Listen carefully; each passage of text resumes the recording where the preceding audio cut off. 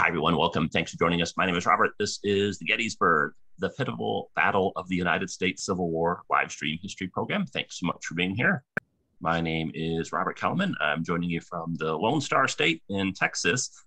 Prior to that, I lived for Washington, D.C. in many, many years, and I still visit D.C. on a regular basis. But tonight, the star of our show is our special guest and our good friend, Deirdre O'Sullivan. Deirdre, where are you joining us from? And just out of curiosity, who's your favorite historical person?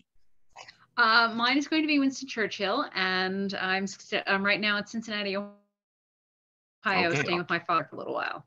Okay, awesome. I forgot to mention my favorite historical person. I'll go with Abraham Lincoln since he's related. That's always a good one. Somebody mentioned that the chat room was not working, but the Q&A was. Oh, okay. Well, let's fix that. Bear with me for one moment. Appreciate that. Somebody put Einstein. That's also a good one. Oh, that is very good. We don't get that answer very often. Okay, the chat has been turned on. Thanks for the appreciation for that.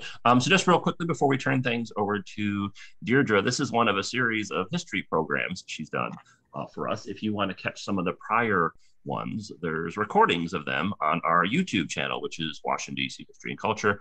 You should be able to find the links for these in the event description for tonight's program. I also try to include them when I send out the Zoom information, and I'll post the links also in the Zoom chat in just a minute. But the previous programs that Deirdre did for us last spring, she did World War I, the rise and fall of empires. And then a few weeks back, she did the Battle of Midway and how that impacted World War II.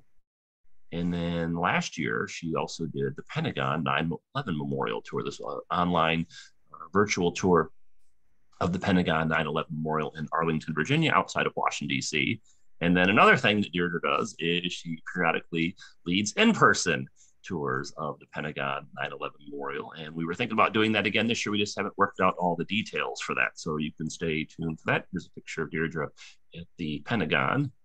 And then another photo at the Pentagon. And she's our special guest for tonight. So Deirdre, I greatly appreciate you taking time out of your busy schedule to host us and give us the scoop on the Battle of Gettysburg. So thank you so much. And with that, I will turn things over to you, and it's all yours. Take it away. Okay, let me share my screen. Okay, your video came up, and it looks like your screen is coming up as well. Okay, you can see my screen? Yep, it just came up. Battle of Gettysburg, the pivotal battle of the U.S. Civil War. Perfect. Fantastic. All righty, so let me go here. Okay. All right. Good evening, everyone. Again, my name is Deirdre O'Sullivan. I have an enormous interest in history, and when I found this group, I was very excited because obviously there are people who enjoy history as much as I do. I certainly appreciate everybody's attention today. And let's go ahead and get started. I saw some of the people coming in, and some of our people are from Canada and from other areas. My father grew up in Ireland. So one of the things that we have talked about is the US Civil War, because this is not something, it's a history that he grew up with. So it was always interesting to kind of hear, what he thought about it, what he knew about it. And so as I've been developing this presentation, I've kind of been pulling him in, and we've been talking about what happened at the battle, what happened beforehand. So it's been a very interesting kind of bonding experience for my father and I. But what we're going to talk about today is what happened at Gettysburg. And as President Lincoln said, the world will little note nor long remember what we say here, but it can never forget what they did here.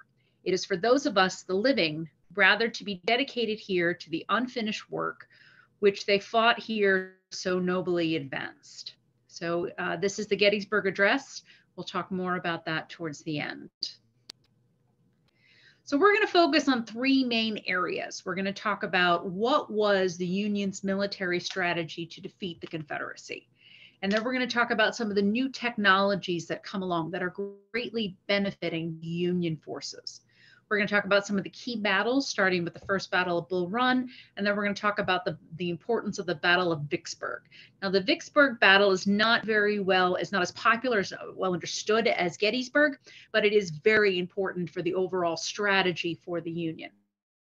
And then we're going to talk about Gettysburg and the immediate aftermath. So November 1860, the Republican nominee, Abraham Lincoln, is elected President of the United States. This is the final trigger for secession by the Southern states. There had been several compromises to kind of hold the country together. The first one was in 1820. There's another one in 1840, another compromise in 1850. But by 1860, there wasn't enough holding it together, and it finally did fracture. And it was the election of Abraham Lincoln that really was the final trigger. So in February 1861, the Confederacy was created by the states Alabama, Florida, Georgia, Louisiana, Mississippi, South Carolina, and Texas. There were several attempts were made to compromise, but none of them succeeded. On March 4th, 1861, Lincoln was inaugurated. Now, there were several U.S. military that had built forts along the coastal cities, really to prevent a potential invasion by a foreign power, i.e. the British. So the British, obviously, we were attacked by the British in 1812. So they started building these coastal forts along the East Coast to prevent an invasion. In several cities like Charleston, they now wanted the U.S. force out of what they now considered their sovereign territory. December 1861, the South Carolina demanded that U.S. forces leave Charleston. Instead, the U.S. forces consolidated all their forces onto Fort Sumter, which was an island and therefore easier to defend. In March, President Lincoln advised the governor that he was resupplying the fort. On April 12, 1861, the Confederate Brigadier General Beauregard opened fire on Fort Sumter. After 34 hours of bombardment, Major Anderson of Fort Sumter agreed to evacuate the fort. 2 soldiers died during an explosion during the surrender ceremony, but actually none of them died during the bombardment. The following day, April 18th, 1861, Lincoln is going to call for 75,000 volunteers to join the U.S. military for a period of 90 days. Almost immediately following that, Arkansas, North Carolina, Tennessee, and Virginia are now all going to join the Confederacy. Missouri, Kentucky, and Maryland, while slave-owning states, did not leave the Union. They remained part of the Union. West Virginia is going to split off from Virginia during the Civil War and become part of the Union. Collectively, these 4 states are known as the border states. So let's break down and figure out kind of which states. Okay. For some reason, things don't want to move forward. All right, let's try again. Oh, don't you love it when technology works exactly the way it's supposed to? Okay, there we go. Okay, so when we look at statistics as to who has the advantage as we go into the Civil War, the advantage always lies with the Union. And it really has to do, and in almost every category, there is enormous advantages for the Union. And the first one, of course, is population. The Union is double the size of the Confederacy. It has literally twice the population. The Confederacy has 9 million people, and out of those, 3.5 million are slaves, i.e. they can't fight, or they do, it's a long story. But anyway, they are not eligible for military service in the Confederacy. We also look at the amount of money in a bank. The Union has much more money than the Confederacy. The Confederacy does have a tremendous amount of money, but again, people's wealth is in land that is considered in slaves. It's not considered in cash, not the same way that people have money in the North. The North has almost twice as many horses as the Confederacy does, which is a huge difference considering you think of how you move men during that time period. Railroads were still kind of on the development, but the idea of moving men using rail was really revolutionary. Men are moved either on foot or by horses. So having more horses was very valuable. Now, this is also one of the key figures. In 1840, we have the Industrial Revolution. It's really going to start in Europe and it's going to spread. And we're going to have factories that are going to develop. And one of the things the factories are going to do, one of the first kind of booms in factory use is going to be development of clothes. So looms, for example, are going to be very big in places like Manchester and Northern England.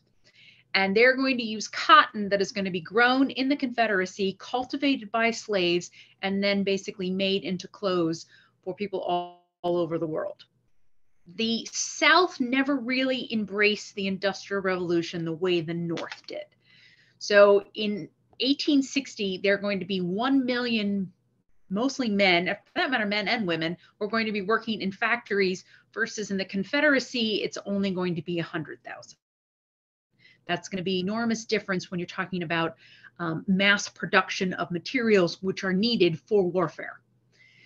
There's going to be 20,000 miles of railroad in the North versus 9,000 miles in the South.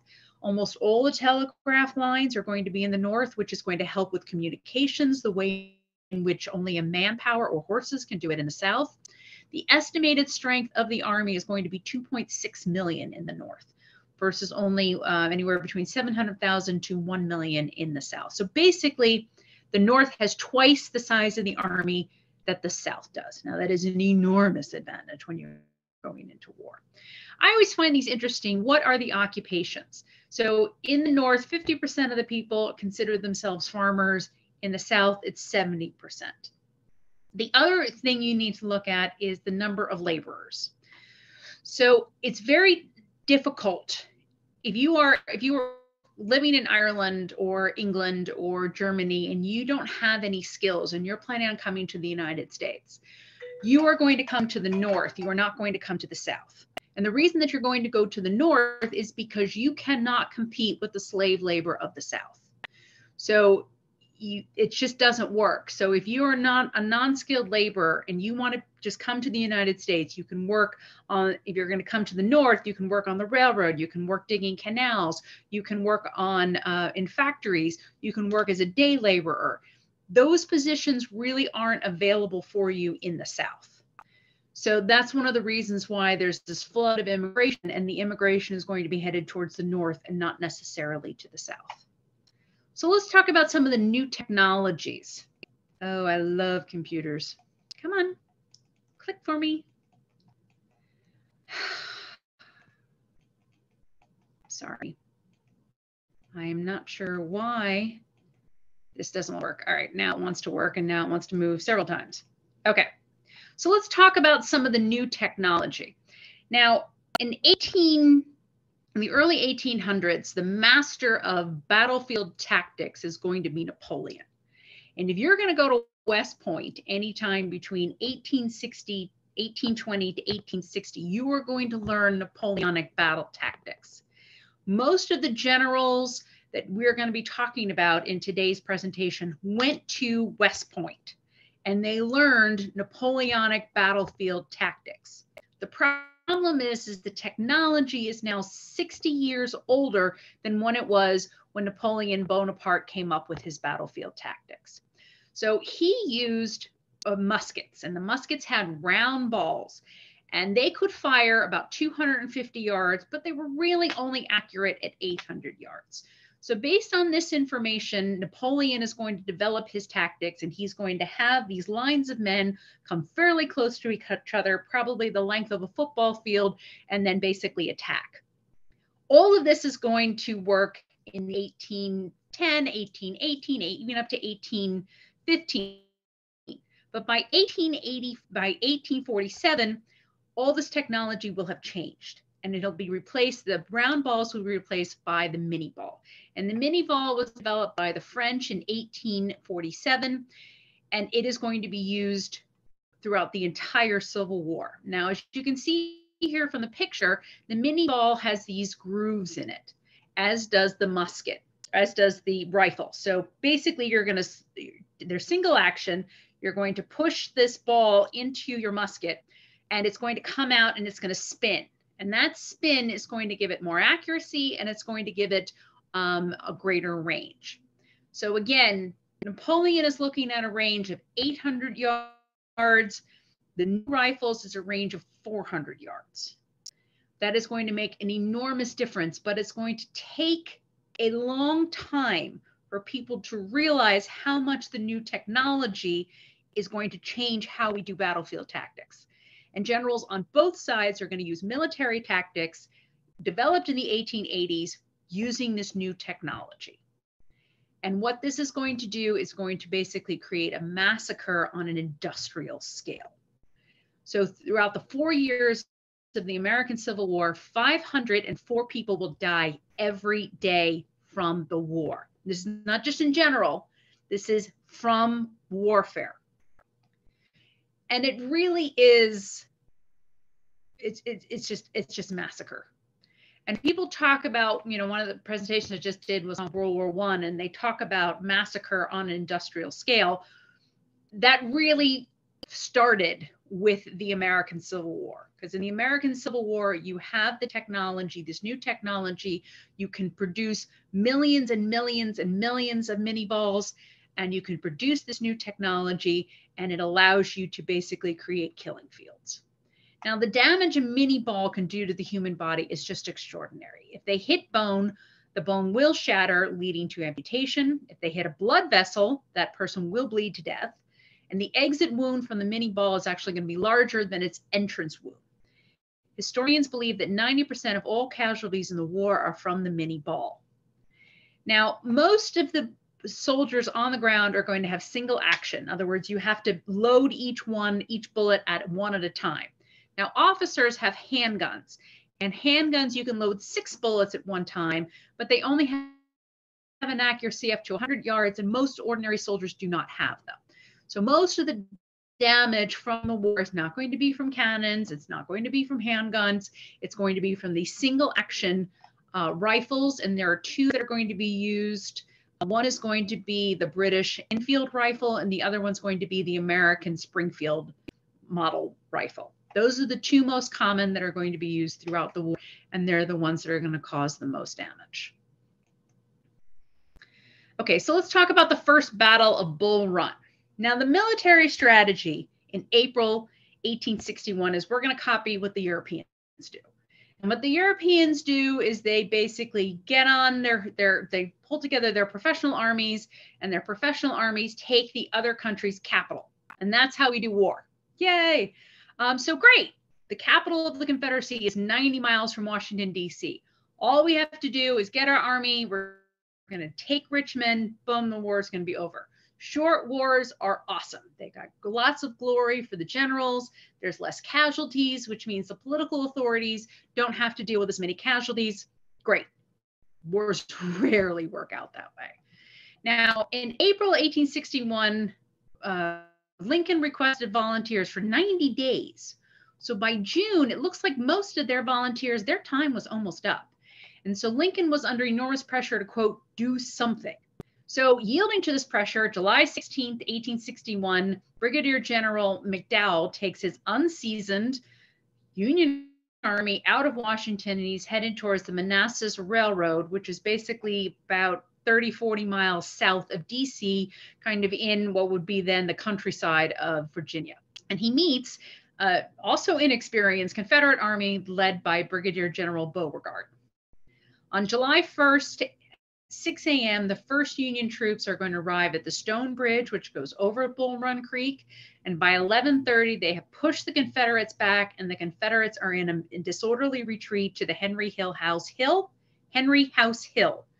On the hill, the Confederate Army is now going to be met with new Confederate troops, including artillery and cavalry. At approximately 3 p.m., the Confederates have captured the Union guns and have turned the tide of the battle. By 5 p.m., the Union line has broken, and thousands are heading back to Washington in a disorganized rout. And they have left no rear guard to protect the city. Luckily, the Confederates do not press their advantage. The casualties are 460 Union dead, more than 2,000 are wounded or missing, 387 Confederate are dead, with more than 1,500 wounded or missing. But one of the real results is the idea we're going to have one great big battle to settle the whole issue. That's also going to die on that battlefield. Both sides are now prepared for a long war, and the Union is going to need to come up with a new strategy. On July 22nd, 1861, Lincoln is going to sign a bill for an enlistment of 500,000 men for up to 3 years. Fairly soon after that, the Confederate President Jefferson Davis is going to sign a similar bill. Let's talk about the Anaconda Plan. Now, the question is what was the military strategy for taking on the Confederacy? It's a very good question. And when we think of today's army Army, you have a Joint Chiefs of Staff, and they meet and they come up with the overall strategy, and it is approved by the civilians, like the presidency or the National Security Advisor. Then they go off and they implement it, and then they make changes as we go along. That kind of idea hadn't really come about yet. So you kind of had different generals who had different sections, who kind of had different ideas as to how the overall strategy should be. But kind of the big overall big picture was going to be developed by Winfield Scott. Now, Winfield Scott is the highest ranking general in the U.S. Army in 1861. He was a hero of the Mexican War, and he immediately took command, molding this new volunteer army into existing to an actual fighting force. Many of his finest officers had resigned from the U.S. military to join the Confederacy. However, he did not have the same problem with the U.S. Navy. The U.S. Navy was much smaller at the time, didn't have that many ships, but it also didn't have a huge break-off of officers going back to the South. Now, he came up with a plan known as the Anaconda Plan. Anaconda. I always say that wrong. And the idea was complex for the time, and it's going to have kind of three-pronged strategy. The first thing we're going to do is we're going to build the Navy. And we're going to use this Navy to not allow goods from Europe to go to southern ports. So we're going to start here kind of in Norfolk. We're going to go around all of these southern ports. We're going to slowly shut them all down. So goods cannot come in from Europe, and goods from within the Confederacy cannot get out. Then second thing they're going to do, and now the problem, of course, with this strategy is it takes too long. We're still on to Richmond. All we got to do is 90 miles, take the capital, boom, the war is over. So, and again, that sounds so much better than this strategy, which is really going to take too long. We don't have enough time. So so nobody really understood in 1861 that this was going to be a long war, and strangling the South of its supply line was really one of the ways to win it. So, but he did win. Some of his ideas got accepted, and they did start step one to fulfilling Scott's great snake was we're going to build a Navy, and the Navy is going to stop the commerce between the southern ports and Europe. That is step one. The next step is going to be the Mississippi River. So this is kind of simplistic, but kind of go along with me here. So if we start up here. This is St. Louis. So what we're going to do is this is the top of the Mississippi River. The bottom of the Mississippi River is going to be New Orleans. So the plan is we're going to cut the Confederacy in half along the Mississippi River. So the New Orleans is the 6th largest city in the United States. It is a major port for the Deep South. Almost half of the cotton that is exported out of the United States is going to travel through New Orleans. To implement this plan, they're going to need to secure St. Louis, which they kind of already have, and then they're going to secure the bottom of New Orleans. So the Battle of New Orleans is going to be in January 1862, when the U.S. Navy will attack the 2 forts guarding the city. By April 1862, the U.S. ships have gotten past the 2 forts, and the U.S. troops have entered the cities. The Union troops will occupy the city for years. This meant that New Orleans could no longer be used to move cotton out of the South and bring European goods, including ordnance, weapons, to the Confederacy. So now step 1 and step 2 have been completed. So we now have all of these ports along the East Coast and in and around Florida are basically blocked, and commerce is not coming in and out. The second step was to secure the top of the Mississippi and the bottom of the Mississippi. So that's St. Louis, and then that's New Orleans. And then we're going to start securing all of these port towns in between. And the only one that's going to be left is going to be Vicksburg.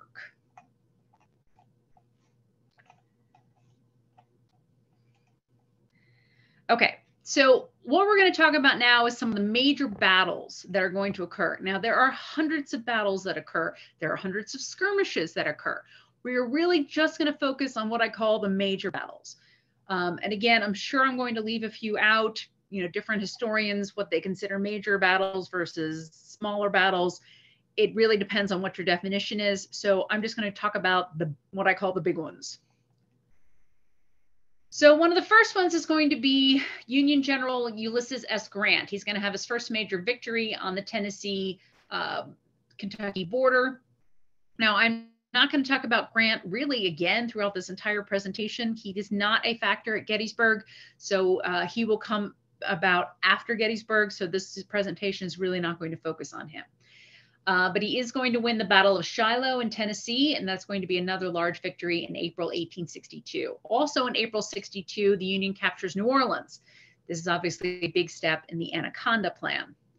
March through July 1862 is the Peninsula Campaign. This is going to last for several months. So if we go back a couple of slides here, this is Virginia, and this area in and around here is considered the peninsula. So the idea is that instead of going straight down, we're going to try to do this leisurely approach. It takes a long time and it completely fails. And that is the Peninsula Campaign. And again, it occurs over several months, but is really one of the first times that General George McClellan's Army of the Potomac is going to run into the Confederate General Robert E. Lee's Army of Northern Virginia. This battle will occur multiple times over the next year. So in 1862, there's a second Battle of Bull Run, and which Lee defeats the Army of the Virginia. There's also in September, so basically a year later, oh no, sorry, a month later, we're going to have the Battle of Antietam, and McClellan's Army of the Potomac will prevent Lee from heading to Washington through Maryland. And the U.S. President Abraham Lincoln will shortly after denounce the Emancipation Proclamation, which will declare that all persons held as slaves in the rebellious state shall henceforth be free. In that same year, in 1862, the Battle of Fredericksburg is going to occur, in which the Army of the Potomac will lose yet another major battle to Lee. But that same time, in July of 18, the Battle of Vicksburg. And again, this is the Union General Grant, and he is going to lead the Union Army of Tennessee, and it's going to take the last major fortress city that is held along the Mississippi River. So by July 4th, Vicksburg will fall and the Anaconda Plan will be completely in place. Also at the same time on the East Coast, April-May 1863 is going to be the Battle of Chancellorsville, and Lee will once again defeat the Army of the Potomac. So now in June of 1863, Lee's Army of Northern Virginia is now moving north and is planning to conduct his summer campaign in Pennsylvania. So now we are going to talk about what happens in the Battle of Vicksburg. So if we go back here, in April and May, we have had the Battle of Chancellorsville. Lee won. So now he is going to move north. He is going to take the war out of Virginia and he's going to move it up to Pennsylvania. I always found this a fascinating quote. The artillery barges at Gettysburg may well have been the loudest man-made sound on North American continent until the detonation of the first atomic bomb. That's how loud Gettysburg was. Okay, anyone know who this gentleman is? Hang on, let me see if I can get back to this. Yeah, Lee, correct. So let me go back. Okay, so Robert E. Lee was born in January 1807. His father was actually a Revolutionary War hero. You could do a whole presentation on his father alone. Now, Lee did not grow up with a tremendous amount of money. His father was had different issues with debts, but he managed to graduate second in his class at West Point in 1829. He then served in the Mexican-American War. He married a woman by the name of Mary Ann Custis. Now, she is the great-granddaughter of Martha Custis Washington. Martha Washington and George Washington did not have any children. Martha Washington had 2 children from her previous marriage. So the child in which the great-granddaughter of Martha Washington marries Robert E. Lee. Now, his wife's family owned much of the land that is now Arlington Cemetery. In fact, the land where the Pentagon currently sits was at one time owned by basically the Custis family and Robert E. Lee. In 1861, the president is going to offer Lee the role of Major General in the Union Army. Instead, he will resign from the Union Army and accept a commission with the new Confederate Army. In 1862, he's going to be given command of the Army of Northern Virginia, and he's going to lead them to victory in the Peninsula Campaign. He will maintain command of the Army of Northern Virginia until April 1865, when he surrenders it at the Appomattox Courthouse in Virginia. So let's look at this map here. I know it's kind of hard to see. The maps are really helpful, but they're kind of hard to see. So Lee is going to be down here in Chancellorsville. And he is going to start moving in May of 1863. He is going to swing west and then north. So he's going to go through Culpeper and this area here, which is known as Cheyenne. He's going to go through Cheyenne, and then right around here, they're going to cross the Potomac River. Once you cross the Potomac River, you have now left Virginia, and you are now in Maryland. So he's going to travel through Maryland, and then finally he's going to go north of Maryland, and he's officially going to be in the north. He's going to be in Pennsylvania. Now, Gettysburg is only 8 miles north of the Maryland border. So in the meantime, the Army of the Potomac is going to pursue them. They need to maintain their position between the Army of Lee and then obviously Washington, D.C., which is here. So they're going to follow them on a parallel path, keeping themselves between Lee's Army of Northern Virginia and Washington, D.C. And they're all heading north, and they're going to end up meeting in this tiny little town of 2,000 people called Gettysburg. How did it end up at Gettysburg? Well, the answer is that there are actually 10 roads that lead in and out of Gettysburg. If you are leaving Virginia and you are heading to Pennsylvania, you basically are going to go through Gettysburg. There's really not many ways to avoid it. So with these 10 roads, it almost makes it inevitable that these two armies are going to meet right here where these 10 roads meet, which is the little town of Gettysburg. So on June 30th, about 8 miles east of Gettysburg, most of the Army of Northern Virginia is going to be in the tiny town of Cashtown, Pennsylvania. That's west of Gettysburg. But elements of the army are going to be sent out looking for supplies. So let's look at the Army of Northern Virginia. So we know that its commander is going to be Robert E. Lee. Now, Robert E. Lee has 72,000 men. And out of the 72,000 men, he's going to divide them into 3 corps. The first corps is going to be led by this gentleman, who is General Longstreet. The second corps is going to be under Ewell, and then the third corps is going to be under Hill. Jeb Stuart, I'm really not going to talk about because he really doesn't have a role to play here at Gettysburg. Under First Corps, some of the other units we're going to talk about is going to be George Pickett and General Hood. And under Lee, under Hill, 2 of the other people we're going to talk about is Pettigrew and Tremble. It will pop up later. So these are the commanders of the Army, the senior officers in the Army of Northern Virginia. On the other side is the Army of the Potomac. Now they're organized differently. It's just the way the armies work.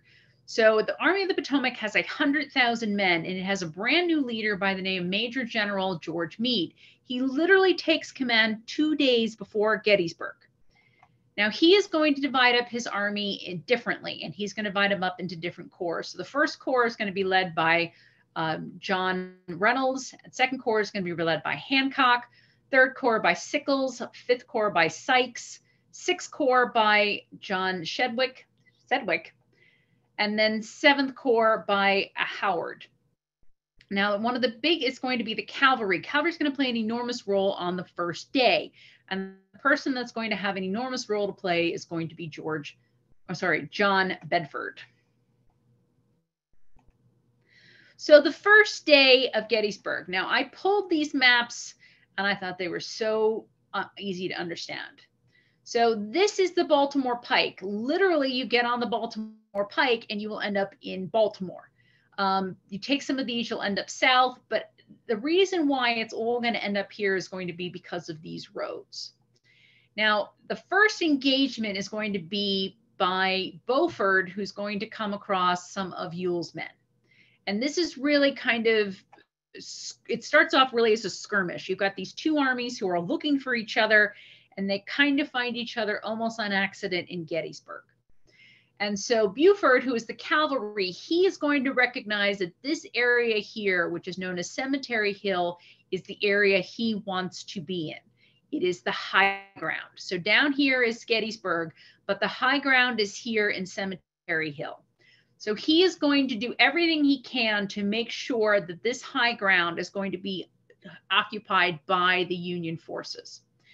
And so his cavalry unit, which is only 2,700, they can't stop Lee's army. Lee has 72,000 men with them. So he cannot stop them. But he is going to do everything he can to hang on to this position of Cemetery Hill until the forward units of the Potomac arrive. Maybe he can hold it, maybe he can't. But by 10:20, he realizes that he can, because elements of First Corps under General Reynolds are going to arrive. And literally, they're going to come from Tenleytown, and they're going to come from the Pike. And they're going to settle in here, and they're going to go down into Gettysburg, and they're going to engage the enemy. The first day doesn't go very well for the Union forces. It does and it doesn't. It's like, it depends on how you look at it. They're going to lose the town of Gettysburg. So as more forces arrive from both the Union side and from the Confederacy, more and more forces are going to be engaged in and around Gettysburg. But eventually the Union forces are going to be pushed through Gettysburg, but they are going to hold the heights. They're going to hold the position here in Cemetery Hill, which is the most important thing as far as Beaufort is concerned. Now, General Reynolds, who will be shot and killed literally within hours of arriving. So by 2:30, Lee is going to arrive, and he's going to see that this major assault is already on the way. And he's like, all right, this is where the army is. This is what we're doing. Keep going forward. Now, more and more elements of both armies are going to arrive. The engagement is growing. And again, the Union forces are going to give up Gettysburg, but settle here on the hill. The second general who's going to arrive is going to be Hancock. And Hancock is kind of the number 2 person. Reynolds is now dead. Mead is not available. He hasn't arrived yet. So the overall commander for the first and almost into the second day is going to be Hancock. And he is going to make sure that we are going to hang on to this hill. And he looks and he sees that, you're right, this agrees with Beaufort, that this is the hill. This is where we are going to take our stand. So by that afternoon, Lee is going to tell General Ewell to take the hill, quote, if practicable. By nightfall, Union forces are still on the ridge, and they are now reinforcing this position. So first day ends kind of as, for lack of a better word, a draw. You're having literally thousands of men, tens of thousands of men are arriving by the hour. They have lost the city of Gettysburg, but the Union forces are on the high ground. So one of the really important men on the 3 days of is going to be Hancock. Hancock was born in February 18, he was a twin. He was born in February 1824 in Pennsylvania. He graduated from West Point in 1844. He was appointed Brigadier General in September 1861 for the Army of the Potomac. He was wounded several times in multiple campaigns prior to Gettysburg. He arrived at Gettysburg on July 1st in the afternoon to assume command after Reynolds was killed until General Mead, who was the overall commander, could arrive. He agreed with Beaufort that this was excellent ground. And this is where they were going to make their stand. So we're now on the second day. Again, by now there's about probably 70,000, maybe 60,000 Confederates in the area. And there's probably about 80,000 Union forces in the area. And the Union forces have spent a lot of time reinforcing the position. This is called a fishhook, which is basically where they're going to control the high grounds.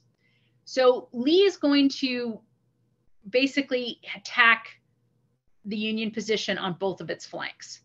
Now, one of the things that they're going to try to do is all about encirclement. They're going to try to encircle, encircle, encircle, and they're going to hit both flanks at the same time. What they're trying to do is they are trying to cut off the escape routes. Right now, the Union Army can go on the Baltimore Pike and get all the way to Baltimore. They can go south here and then go all the way to Washington.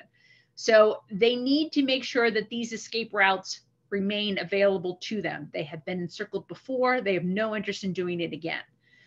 So Lee is going to attack them on both sides. He's going to attack them here in the Peach Orchard and all the way to Little Round Top. And then he's going to attack them on the north. He's going to attack them on Culp's Hill. We're going to talk more about those. So General Longstreet is going to be the one who's going to attack here on basically the left flank, and then Ewell is going to attack on the right flank. Now, General Longstreet really did not saw what Hancock saw, and he saw that the Union forces were on really, really good ground. His feeling was, well, let's withdraw. Let's pull the Confederate forces out of here. Let's go back towards Washington, D.C. or Baltimore, and let's pick a site of our choosing. So we will choose the defensive position and we'll force the Union to basically kick us off.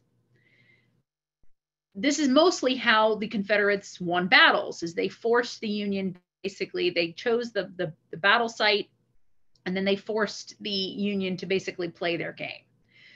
So Lee basically had a choice to make. Does he withdraw the forces, choose a battlefield of their choosing, and then allow the Army of the Potomac to attack them? Lee decided that that was not the right idea. Instead, he thought it would really lower morale to pull the forces out of where they are, and he decided that the battle must be at Gettysburg. Basically, everything is in place for it. So he's going to send the First Corps on the left, which is going to be Longstreet, and then Ewell is going to hit on the right and Culp's Hill. We are really going to kind of ignore the whole battle here on Culp's Hill. Thousands of men die on Culp's Hill. Instead, we're going to concentrate over here in the wheat field and on Little Round Top. Now, the Union General Sykes, he's the Second Corps. He is going to move into position here and around the Peach Orchard all the way down to Little Round Top. And he is going to run into General Longstreet's First Corps. But they don't start their attack till 4 o'clock in the evening. Now, the first place to fall the Confederates is this area here known as the Devil's Den. And then kind of the fight starts shifting to an area known as the Little Round Top.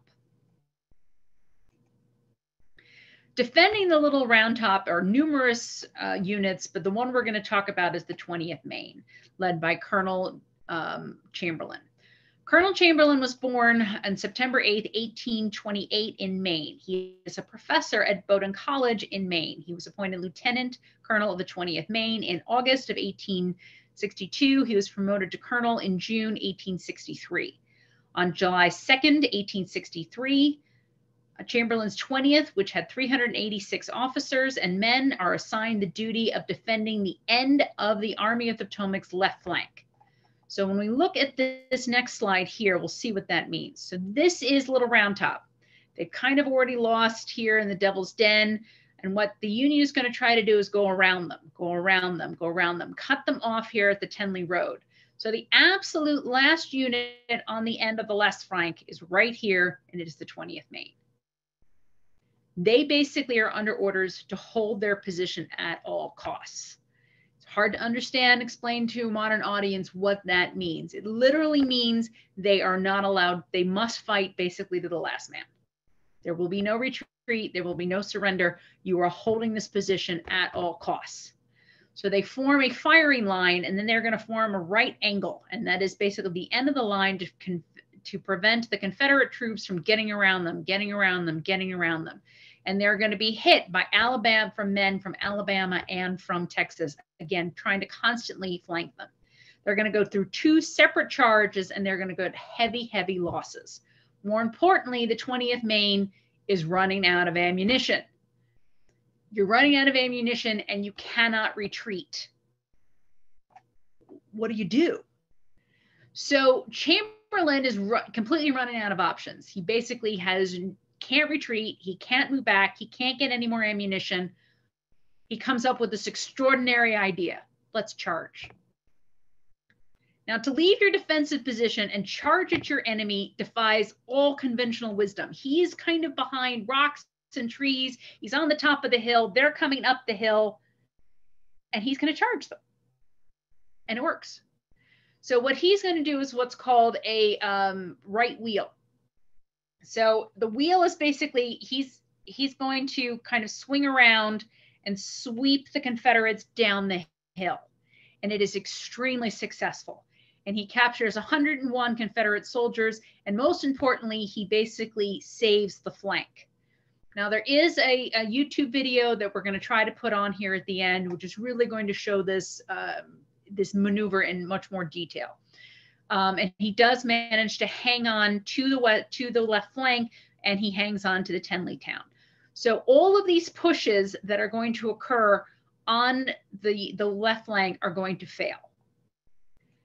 Later in the day, they're going to actually hit the Irish Brigade. Now, the Irish Brigade has a special meaning in my heart. I have a great uncle who actually served with the Fighting 69th during World War I. So this is obviously pre-World War I, but I have a moment in my life, you know, they're dear to my heart. So the New York Fighting 69th is AKA the Irish Brigade. It starts off in New York with about 300,000 men, but after the first Battle of Bull Run, the campaign, the Facility campaign, the Antietam, Fredericksburg, and Chancellorsville, there's really only 300 left. So they're going to be removed from the top of Cemetery Ridge because they are in a reserve position, and they're going to be thrown into the wheat field. Now, the wheat field at that point has changed hands several times, but they're going to hold on to their point. So this painting here is called Absolution Under Fire, and it is by Paul Henry Wood. Wood captured a dramatic moment when the Reverend William Cornby, stood on a rock and called the brigade to pray.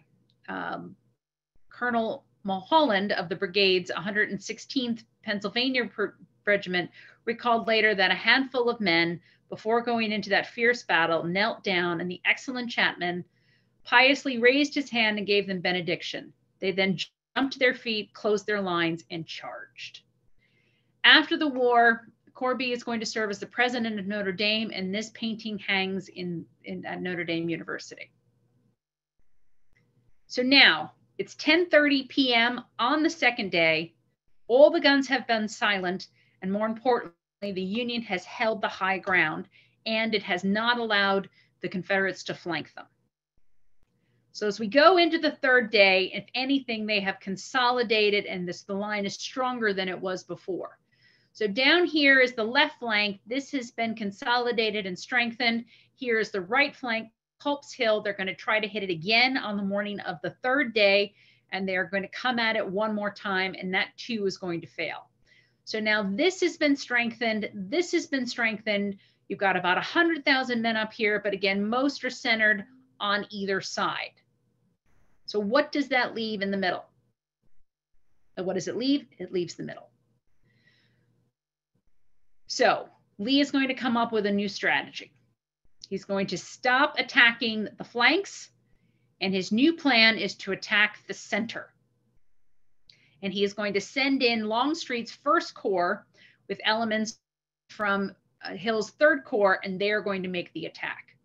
So the three elements that are going to make the attack are going to be George Pickett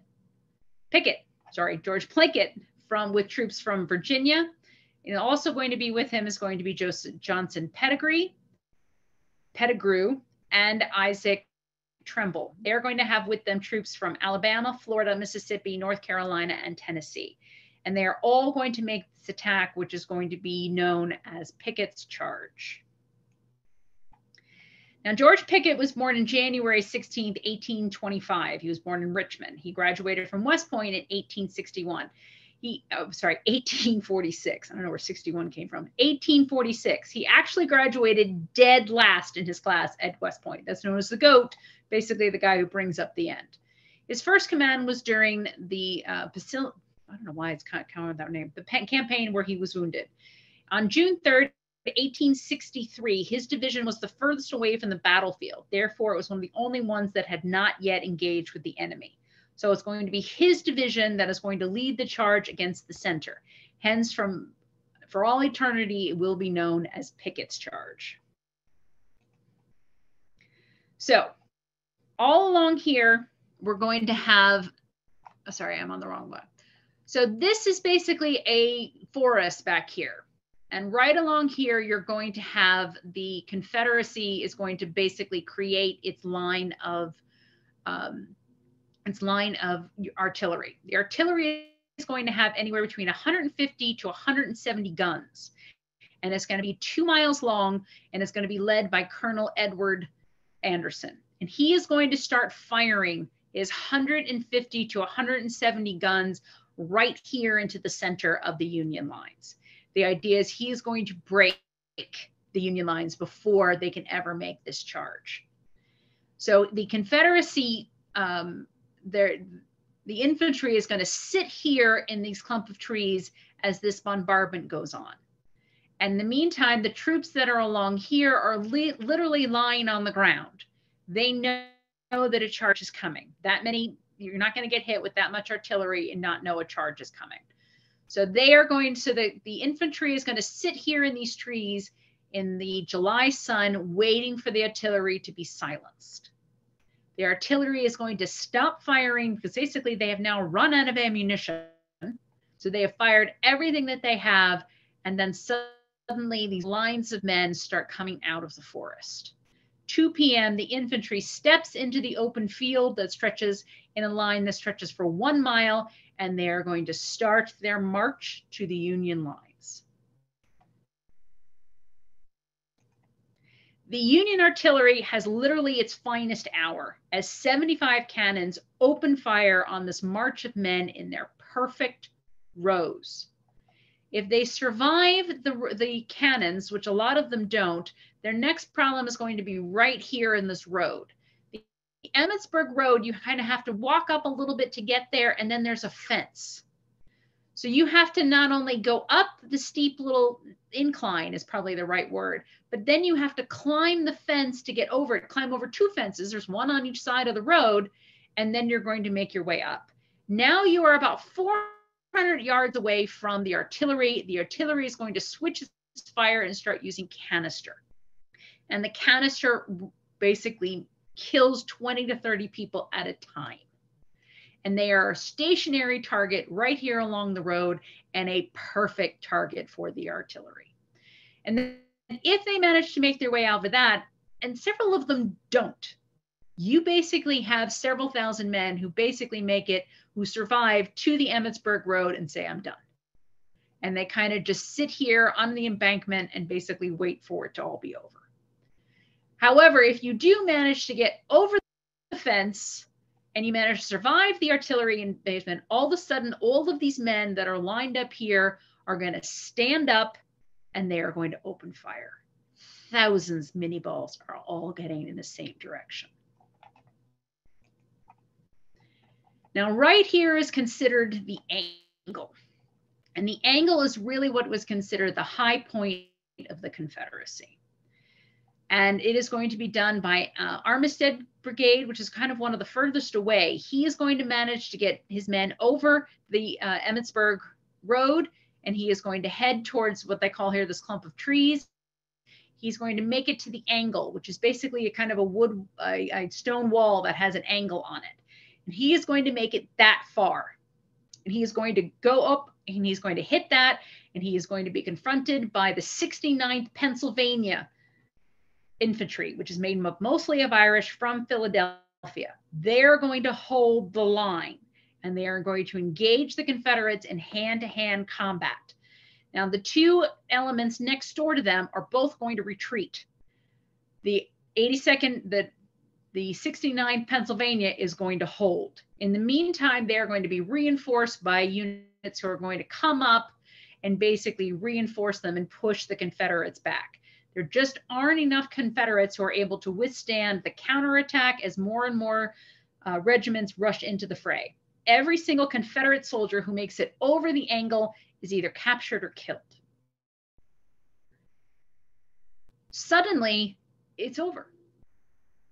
And you have the injured, the dying, and the ones who decided not to go past Emmitsburg Road trickling back to the line of the artillery. 50% of everybody who left those trees that day are now gone. General Armistead, who was mortally wounded at the angle, he did not survive the day. His best friend was actually Wilford Hancock, who was also on the battlefield. He is going to be wounded. He refused to be removed from the battlefield. He will later recover from his wounds, and he will actually run for president in 1880, but he will lose that. So Hancock and Armistead are going to be within 100 yards of each other. And Armistead will not live to see the end of the day. There is, of course, a monument. It's called the High Water. It's not called the High Water. It's called High Water of the Rebellion. And again, 50% of the Confederates who made the charge are either dead, wounded, or missing. The Union is going to lose approximately 1,500 men due to the charge. Years after the war, General Pickett is going to be asked why the assault failed. He's going to respond, "I always thought the Yankees had something to do with it." Mead is the major general. So he's the commanding general of the Army of the Potomac. He was born in December 1815. He was actually born in Spain. His parents were merchants from Philadelphia and were spending time in Spain at the time. He graduated from the West Point in 1831. He was appointed brigadier general in 1861 for the Army of the Potomac. He was wounded several times in several campaigns prior to Gettysburg.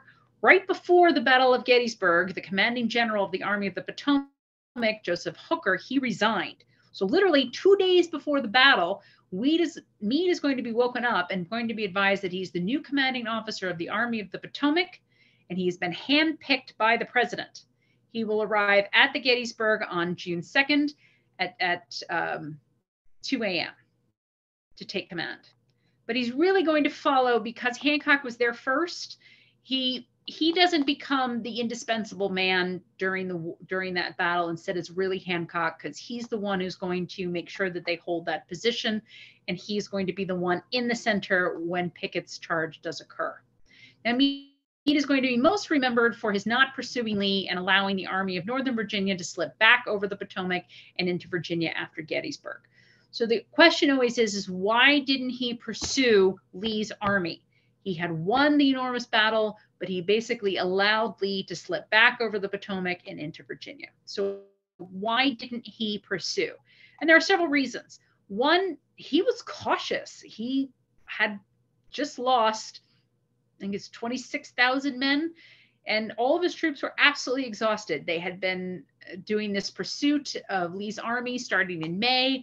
They had a major battle. Most of them had been in battle for now 3 days. He'd also lost a lot of his officers, which would impede any sort of effective command. And everybody forgets there are 150 Confederate cannons at the bottom of the ridge. So people are like, you should have run down that hill towards what, the cannons? He was afraid that basically the exact same thing that just happened to Pickett when they ran up the hill and got hit by the cannons. If his men started running down the hill, they would have the same problem. There were 150 cannons at the bottom of the cemetery ridge. What he didn't know is that they didn't have any ammunition, but he didn't know that at the time. So he was trying to protect his victory by not pursuing them and hopefully and potentially losing the battle in the end by striking them at another date and time. Now he's going to spend the rest of his life in the Army. He will die on November 6, 1861 at the age of 56, still in the U.S. Army. So let's talk about some the impact of the battle. So you always have to look at the numbers. The Army of the Potomac had 100,000 men. It lost 7,000, 14,000 were wounded, 5,000 were missing. The Confederacy lost almost 4,000 men, 18,000 were wounded, and then 5,000 were missing. So why is the Battle of Gettysburg so important? It stopped the Confederate advance into the North, and no Confederate army will ever make another attempt. Because the Battle of Vicksburg, that literally occurred almost at the exact same time, they surrendered. The Gettysburg occurred on the 3rd. On the 4th, the Battle of Vicksburg was finally declared over. So the Anaconda Plan, which had already been causing Lee enormous problems as far as any sort of supplies of food, guns, and ammunition, this plan is going to choke the Confederacy of any needed plans. So he almost had to go north because he knew he was running out of supplies. And he knew that it wasn't going to really get any better unless he could force the North to capitulate or to start negotiations by invading the North. And it just didn't come out that way.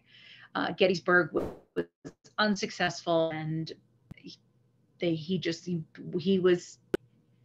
planning was not very good. The other big thing is the Union Army can replace its losses. Even though they're going to lose more people throughout the war, the Confederacy, they have a larger population. In addition to that, they have all of these streams of new immigrants.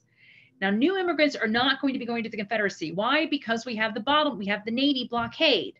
So goods aren't coming in, immigrants aren't coming in. There's nobody coming to help the Confederacy. All of its supplies for food, guns, and ammunition have to come from within the Confederacy, and it doesn't have enough. Even though you look at all those factors and you're like, well, why didn't the war end within 2 months of the Gettysburg?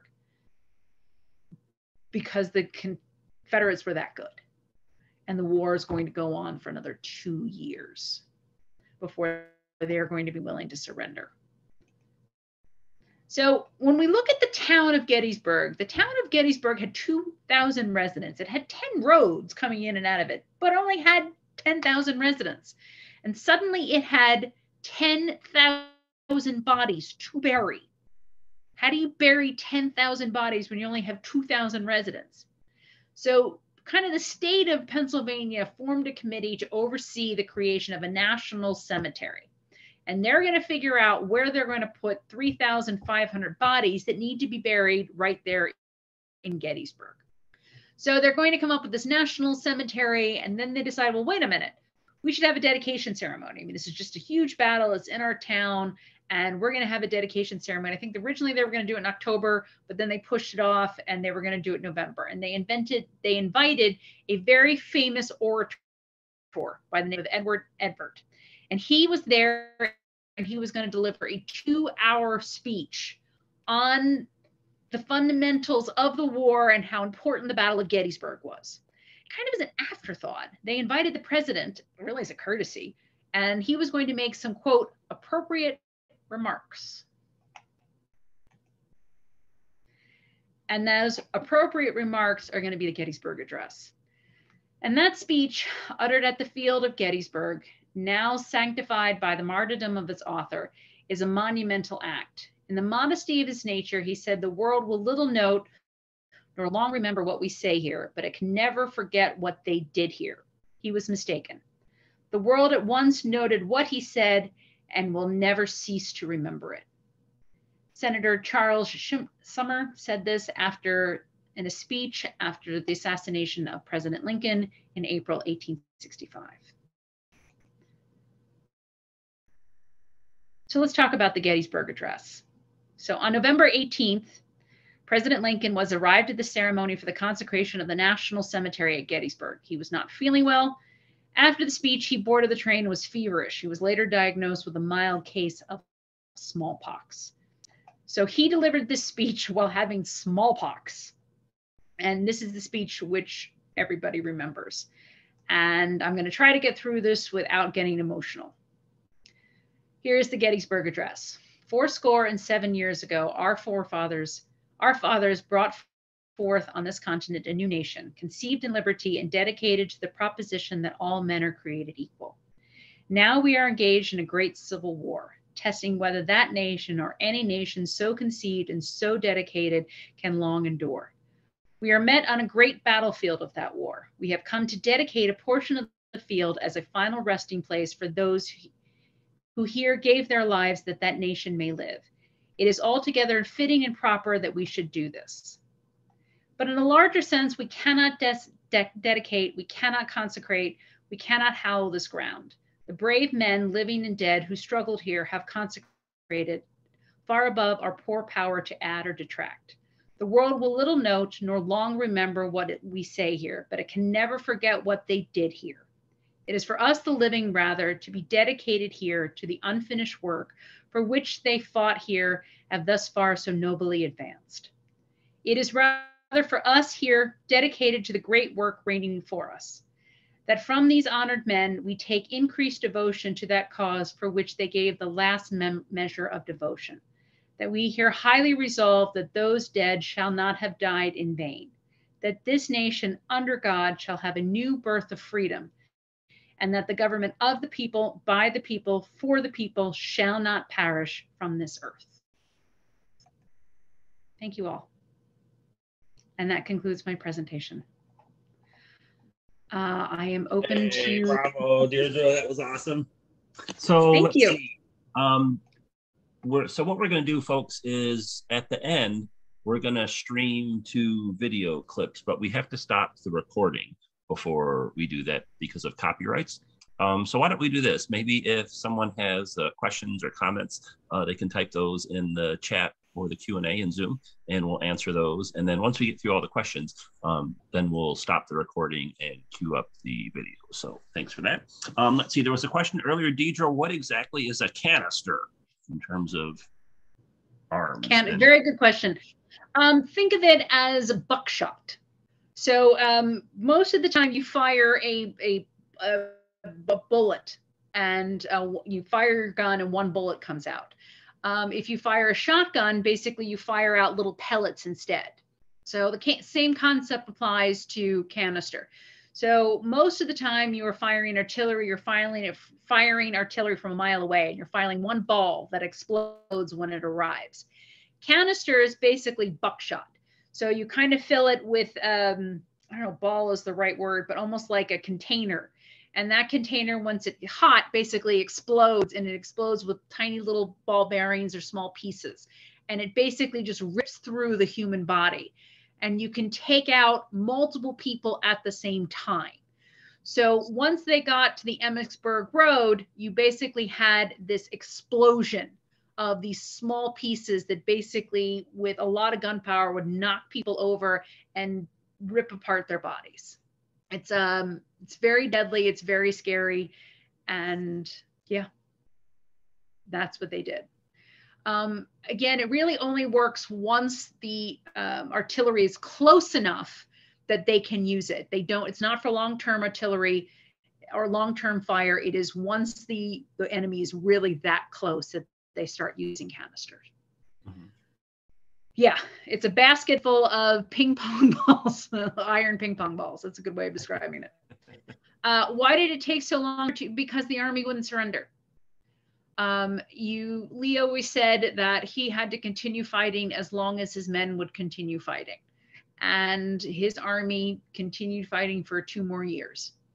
And the Army of the Potomac pursued them for the next 2 years until finally they surrendered at Appomattox Courthouse 2 years after Gettysburg.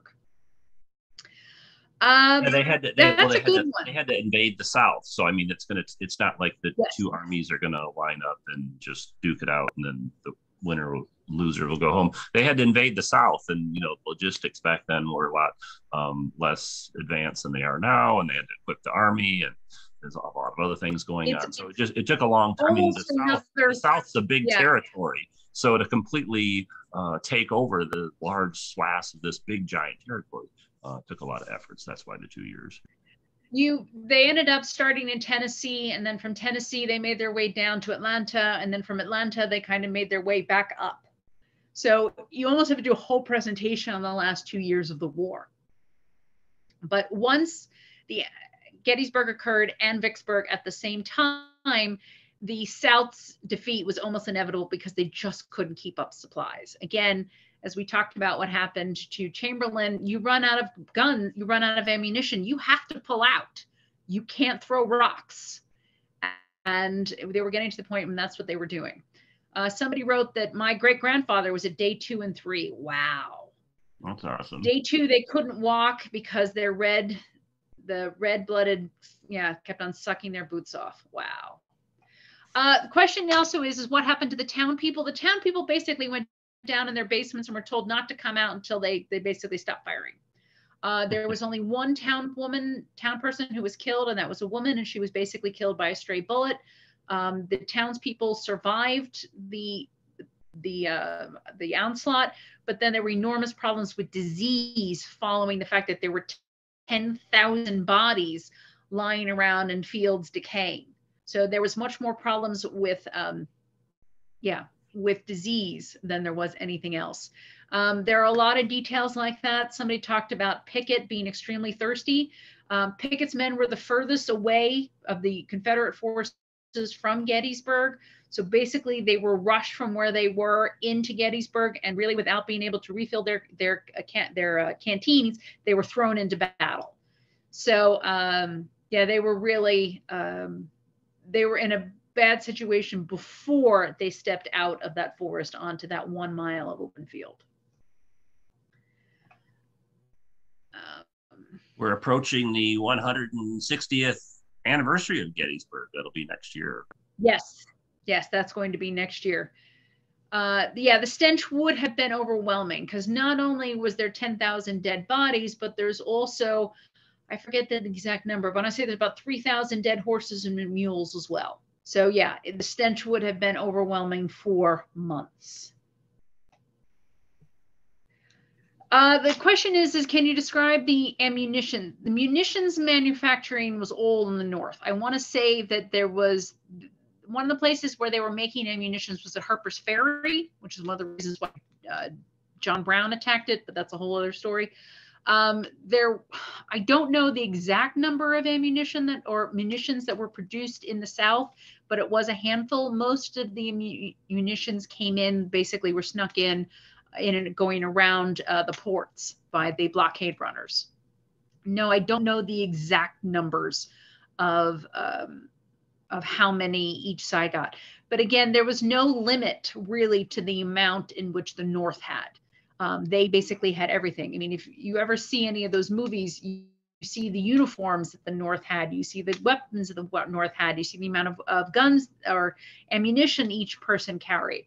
It was an enormous advantage that they had throughout the entire war. But after Vicksburg, it became painfully obvious, because literally the South was fighting without shoes.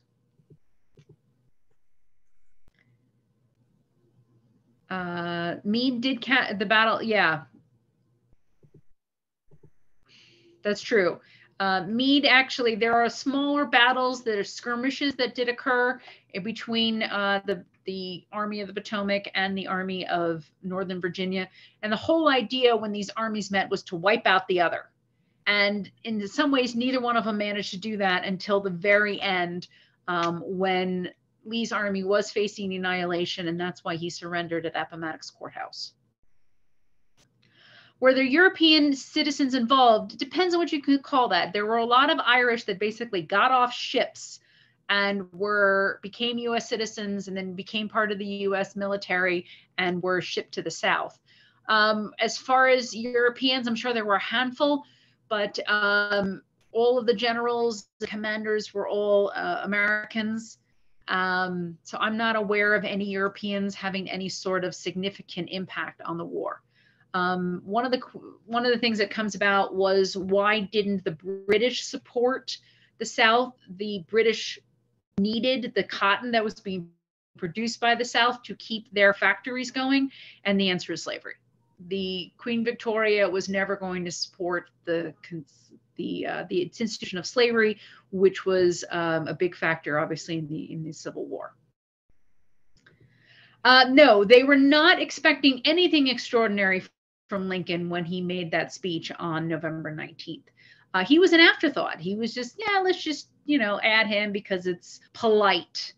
No, they were really expecting great things from the other orator that they had invited, and that's the one that they were expecting to have an enormous piece on, or having real influence. And instead, it was Lincoln, and nobody remembers what the other gentleman said, Mr. Everett. I just thought I'd share. So if you get a chance, you should go to Gettysburg. It's really a great place to visit, and how it's set up is they have a really large museum and visitor center, and it's probably best to go see that first. You can easily spend 2 or 3 or more hours there. And then they have this driving tour that you can take. It's kind of self-guided. And so what you do is you can just go through on your own and in your car, and stop at the different checkpoints and get out of your car. And they have like a historical marker that explain, okay, this is what happened at this point in the battlefield. They also have an audio tour, so you can listen to it while you're driving around your car. And then they also have guided tours that you can take, either bus tours or people that'll ride along in your car and things like that. So it's really a moving experience. So recommend that. If you want to go there, you can do it in less time, but to do it right, you probably need at least a full day. If you only have a half day, it's better than nothing. And of course, there's some people there that, they spend like 2 days there or even longer, but it's a good day-long visit. And then for me personally, the most impactful spot is, which you can't see if you're on the driving tour, is the Picketts Charge location that Deirdre was talking about. So there's spots on the driving tour where you stop and get out of your car and kind of see what happened. But what's even better to do is to walk from where the Picketts Charge started until where it was repulsed by the Union line. And then it's really amazing how far of a distance that is. And just kind of imagine that you're on one side or the other, these people are shooting guns at you, and you have this long, on the Confederate side, gee, that's a really long ways we have to walk with all those Union guys shooting at us. And then on the Union side, probably like, wow, just imagine there's all these people charging towards us, and what happens if we can't, fend them off? So just kind of maybe the fear that the troops would have been feeling. But if you get a chance, again, it's not part of the official driving tour, but I really recommend walking the Picketts Charge route. Really the whole kind of essence of the battle sinks in, and that's what this picture that they're showing. Deirdre, what about yourself? Well, any other suggestions or thoughts on the Gettysburg situation as far as one of the things that we did, again, as I spoke about earlier, my father grew up in Ireland, so his understanding of the American Civil War was very limited. So what we did is he flew to Washington and we watched the movie Gettysburg. And then the next day we got in the car and we drove to Gettysburg, and then you really get kind of an overall view of the battle from the movie. Yeah, you should watch the movie beforehand. Good point. I would absolutely recommend doing it that way. The movie's not short. It's a good 3 hours, if not longer. But it really gives you an overall view of what happened that day. And then when you go onto the field, it's amazing. You can feel the people around you and what happened at Little Round Top, and then what happens at Picketts Charge, and what it was like. And one thing that really interested me was the Emmitsburg Road. Being on the Emmitsburg Road and realizing that over here is completely open field, and then over here is completely open field, and they are going to, and why the night before they didn't go and knock down all that fence, I don't understand, because it just became a killing field, because you had to stop to get over the fence, and it just opened you up to artillery, and they were decimated. So but on the other hand, if you take down the fence, and they know you're coming. So there are two sides to both stories, and it is always interesting. But again, it is it's very moving, and I highly recommend going. We watched the movie Friday, and then on Saturday we drove. We stayed overnight Saturday, and then we did the drive. We spent Saturday kind of in and out of the with the National Park Service. They have several programs, an hour-long presentations. So we kind of did that, and then the next day we did the audio tour, and we kind of drove around the battlefield and kind of found everything. So that's how we did it, and it's really something that I recommend. And as Michelle pointed out, the book Killer Angels, which is really what the movie is based upon, it's a really good read, and it is something that is highly recommended. Yeah, if you go there and you don't know anything. I think, go ahead. Oh, that's one of the other things. I think somebody mentioned that there are the Civil War Institute has a lot of people who can basically go with you. You can basically pay for a tour guide for the day. If you don't know anything, I really recommend doing that. People know, I mean, one of the it's a little intimidating to do a presentation on Gettysburg because it is so well known, and making sure that I had, the Corps' names right and the general's names correct and all of that, because again, so many people know so much more than I do about the actual battle. So I do find that to be, and if you're not aware, to hire a guide, they're always very knowledgeable. Yeah, I mean, you can go. Sorry, I interrupted you. Oh, no, it's okay. I was just going to say, you can go to Gettysburg and not know anything about it and have a really worthwhile experience. But if you study beforehand, like watch the film or read the Killer Angels book or whatever, it makes your visit much more impactful if you already kind of go in knowing at least some of the basics about the battle, as opposed to, so who won Gettysburg anyway? Was it the South? I mean, if you don't know anything about it like that, wouldn't be quite as impactful if you do a little bit more about it.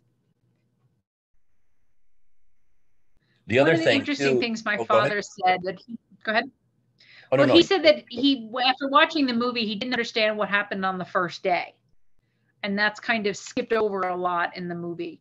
And so, one of the things that I show in the presentation, what happened on the first day, and most of the fighting occurred south of Gettysburg, went through Gettysburg, and then ended up back on the hill on the heights.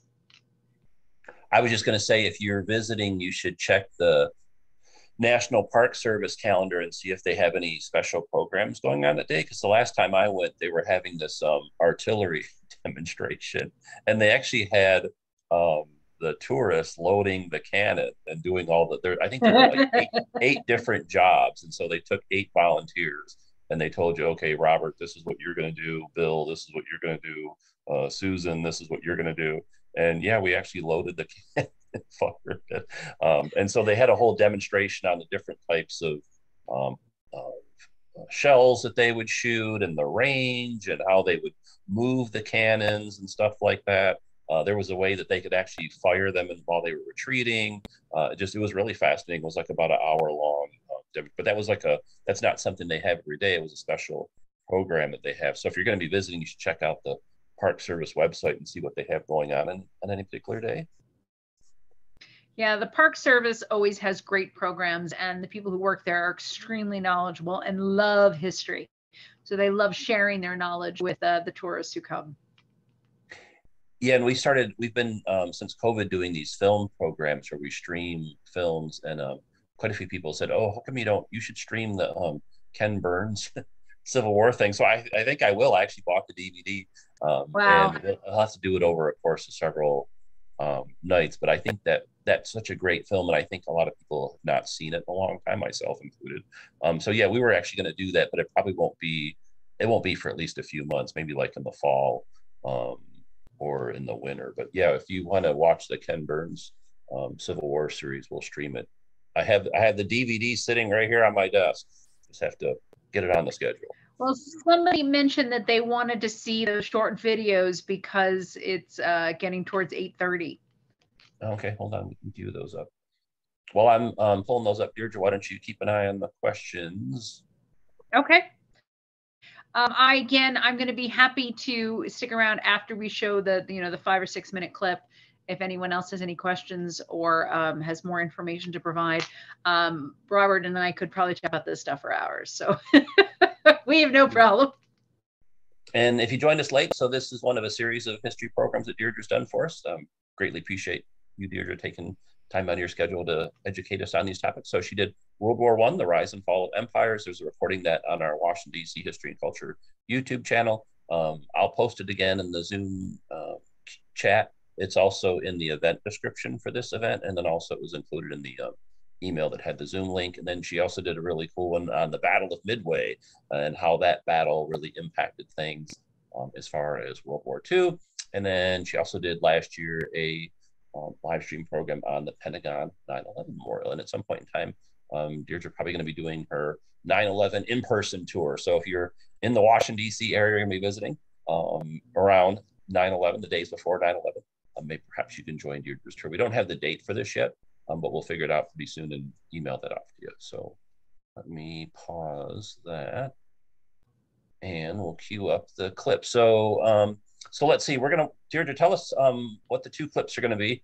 And then if you don't mind, what were your thoughts on the Gettysburg film? I thought it was really good. I know some people I loved it. like some minor historical Well, yeah, it wasn't really the 87th Mississippi that fought at that location. It was really the 84th, and other than stuff Well, like that. again, there are always they were done. It's very interesting. The battle. It was the first time that many men had actually been on that battlefield since the war occurred. So they had people who were basically reenactors from all across the country arrive in Washington on Gettysburg and to help film the scenes for Picketts Charge. So you had this combination of both actors as well as reenactors. And they took their jobs very seriously. So first thing we're going to watch is we're going to really concentrate on what happened at the 20th Maine on a Little Round Top. So we'll start with that one, and that's Chamberlain. And then we'll talk about what happens next at Gettysburg. So I think that we're going to stop the recording. So I would really like to thank everyone who was on this recording.